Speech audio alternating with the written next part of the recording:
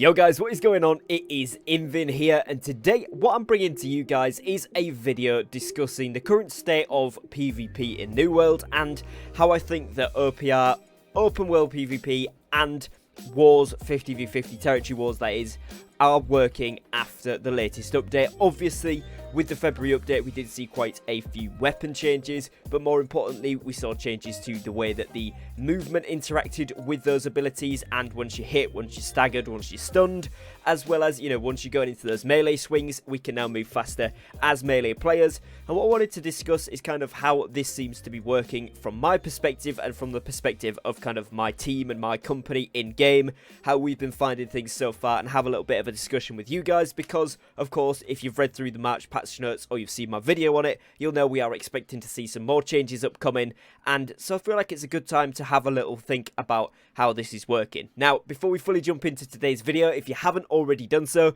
please do drop a subscribe down below. It massively helps to support the channel here on YouTube, so it'd be much appreciated. And without further ado, let's jump into it. So, full disclaimer from the start of this video, I am going to be bringing you guys my opinion and my thoughts on this from the perspective of a melee bruiser player. I play medium bruiser, so that is a heavy helmet, heavy chest plate, medium gloves, light legs, and medium boots, and I then use a warhammer and a great axe. I'm roughly sat around the 622 average gear score mark, I think it is now. I've got a few pieces under 625, but I am getting towards the top end of that now, so it is working out pretty well for me. So it's going to be someone who's in that late game, end game stages, not fully all the way there, but more or less. So again, take some of this stuff with a pinch of salt. It may be different depending upon where your gear score is at. But right now, it should be fairly similar, as most players will be able to get up to, 615, 618-ish with just the OPR rewards in a couple of days of just doing your gypsums. So yeah, again, that's something I'm going to touch on in a moment, but I think that it is important to note where I'm at and the playstyle that I'm talking about. Now, the first thing that I do want to touch on is OPR. Obviously, we saw a massive amount of changes here, and I think overall the actual changes to the game mode have been pretty decent. We've seen, a lot less spam from the brutes, which is something we'll all be glad of, especially those meatballs coming down in succession. That was horrendous. Now, you'll also notice, if you've seen the brutes in game, which some people haven't yet, which I was quite surprised at from my community, but most people will have done by now, they are a lot smaller. They're like tiny little diddy brutes now, and they don't block the doorways quite as much. They can still bar you out of one door, but generally they move around a lot more, and they're not quite as annoying, so that is a bonus. On top of that, they are actually easier to kill, so you can take them down pretty quick, which is why you don't see people spamming them, and if they do spam them, you can just take them out as a team. Now, the way that the scoring system has been overhauled, obviously for those of you that aren't aware, you haven't played since this update, or you've not played much OPI, you don't really understand how it's working at the moment, they've changed it from being purely based on kills and healing to now being based on damage dealt, as well as obviously your healing is still up there. Kills have been reduced slightly, but still do play a decent part in it, and obviously the PvE section, so the PvE kills and resources gathered, that points gathered from those sources have also been reduced. Now, with this, you've seen a lot of the DPS, the damage dealers, skyrocket to the top of these leaderboards, and kind of the whole leaderboard be a lot more compact because you've got your healers and your DPS up the top. You're going to see people on upwards of 40, 50, even 60 plus assists on a good game in OPR for some of these really good players.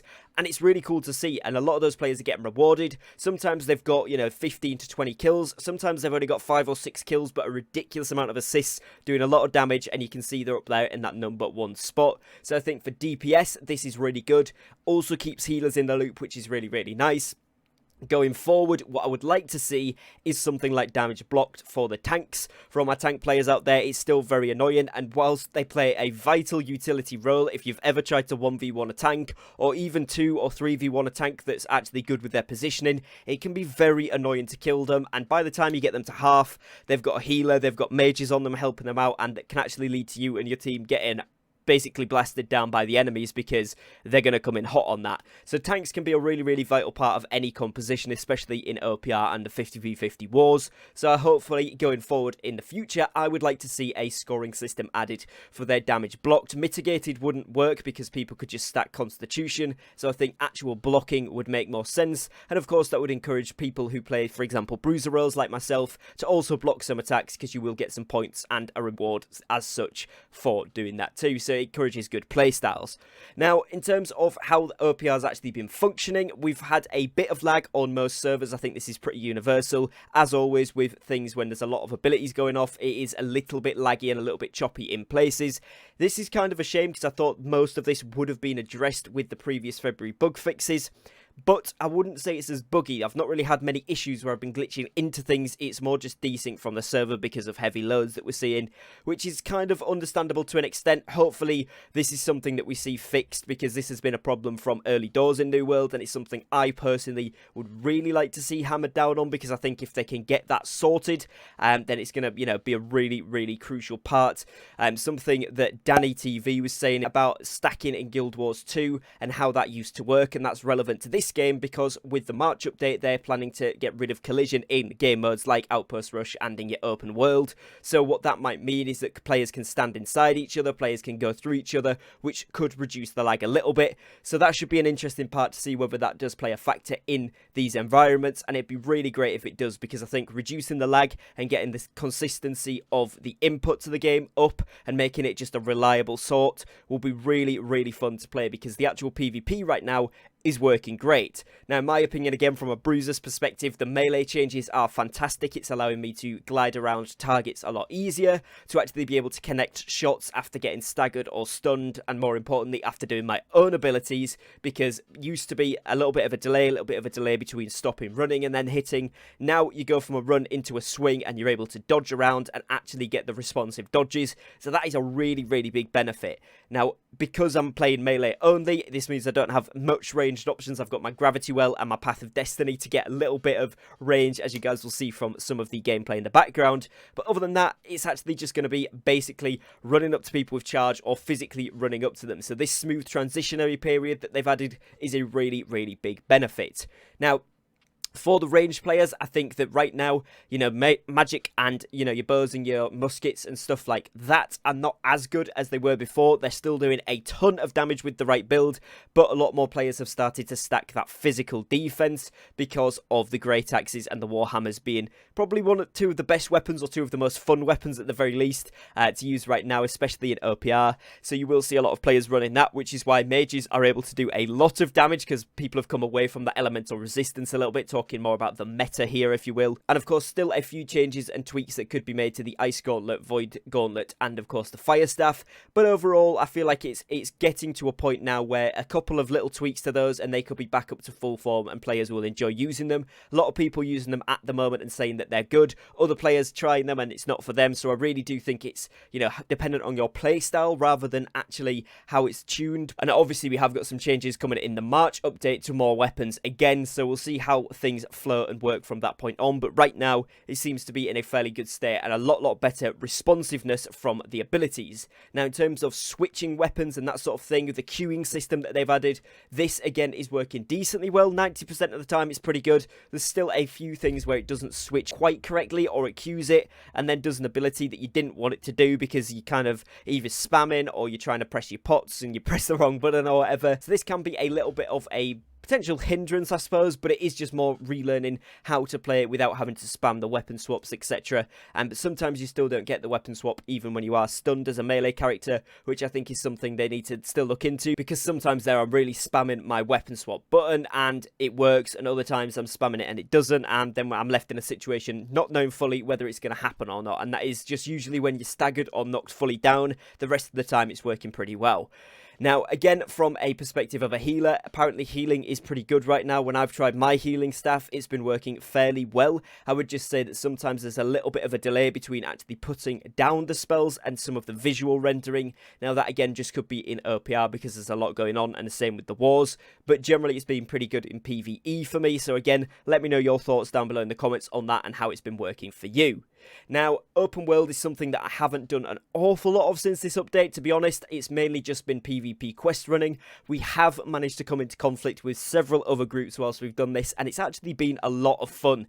Now, that is probably because I'm on one of the most populated servers. Right now, me and my companies are playing on Dry Tree in EU, so there's quite a lot of PvP action there. A lot of big companies, a lot of big PvP companies especially on the server, who are actively engaged in, taking part in PvP PvP missions and countering PvP missions, also taking part in territory wars, and so it has been good fun getting into that process, and generally things have worked pretty well, a lot less laggy than before, which is a massive bonus after the February update, because that is something they were trying to combat.